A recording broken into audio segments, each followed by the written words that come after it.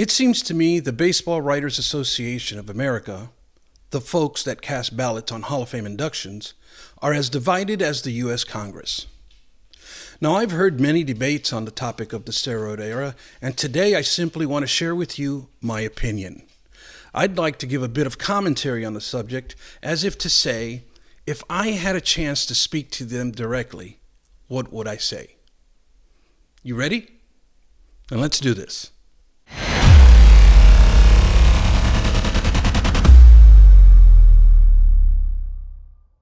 Hello everyone, Victor the Rookie Card Specialist here on YouTube, and welcome.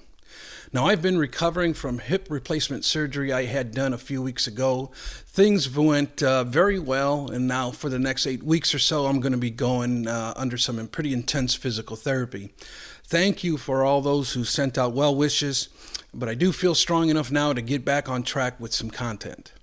In my last video that I released a couple of weeks ago, I gave you 4 reasons why it's possible that nobody cares about what a true rookie card is. I took a deep dive into that topic in an effort to explore why the hobby may have developed this mindset. Now, I want to leave you a link to it at the end of this one, just in case you missed it.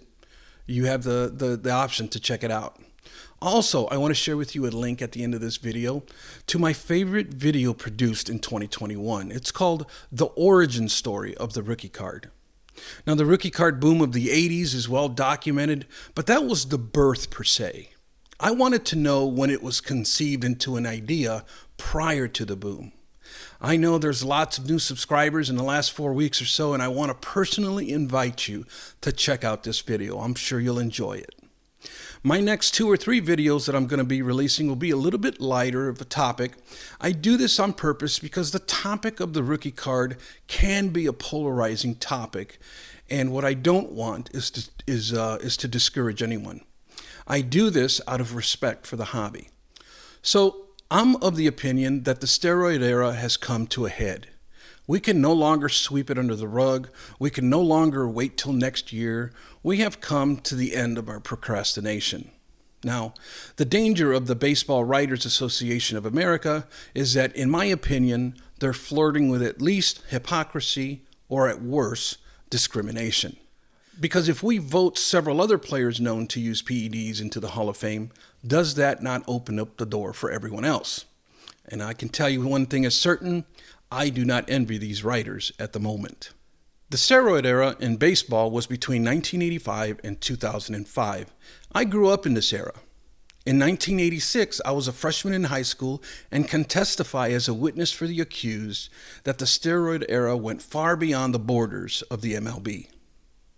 Looking at some facts, did you know that in the 80s and 90s, steroid use had trickled all the way to the high school level? Did you know that it was so bad, in order to control it, the Anabolic Steroids Control Act was signed in 1990? This toughened the laws for the illegal sale and distribution of steroids. Did that slow things down? No, it did not. It just solidified the black market. But also, did you know, as per a survey done by the CDC in 2001, they report that 4.3% of all 12th grade high school students admitted they illegally used steroids. So it seems like the culture of that day was infatuated with the concept of gaining muscle mass. Heck, my high school even in 1987 had a bodybuilding contest where several elite upperclassmen had a chance to showcase their physiques. What influenced all this popularity? In my opinion, the 1977 documentary called Pumping Iron, featuring a documentary about Arnold Schwarzenegger. I remember the look on the faces of my friends, and when we first saw this movie, we just couldn't believe it. I remember vividly watching a portion of this movie for the very first time, and the imprint that it left on me and my friends was just awe-inspiring. It was crazy. I believe it inspired a generation of young men to explore this option in an effort to emulate the persona portrayed in this documentary. The influence of the steroid use went far beyond the MLB. It was a part of our culture. It was part of all sports, from the freshman in high school to the top position at the pro level. Steroids were everywhere. I have also been an avid fan of baseball. I grew up watching McGuire, Barry Bonds, and Roger Clemens, just to name a few. These guys were the best of the best. I followed their entire careers, and to tell me now that they're not Hall of Fame worthy, well, I feel like I'm being punished right along with them. As many Generation Xers that have followed the game will tell you, without a doubt, in our hearts, these guys are Hall of Famers. They are the all-stars, the Babe Ruths and the Mickey Mantles of our generation.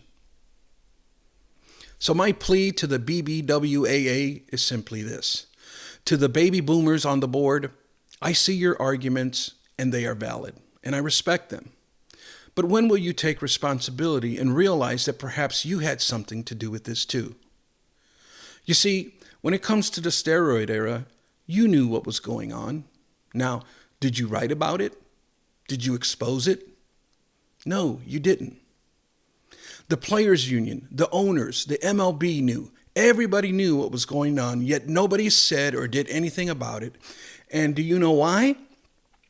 Some believe it's because it was profitable, but more than that, nobody wanted the heat that it would bring, so perhaps we just opted to say and do nothing. Now we, the Generation Xers that are on the board, are left holding the bag, and it doesn't smell very good. But I'm pretty certain that the Generation Xers are indeed voting for these guys. To the millennials, unfortunately, the stinky bag is being handed to you now. You have inherited the sins of the past, and I'm hoping that you could perhaps extend some grace. Do the players deserve it? Maybe, maybe not. But I'm hoping that you can see through everyone else's opinion and see the bigger picture.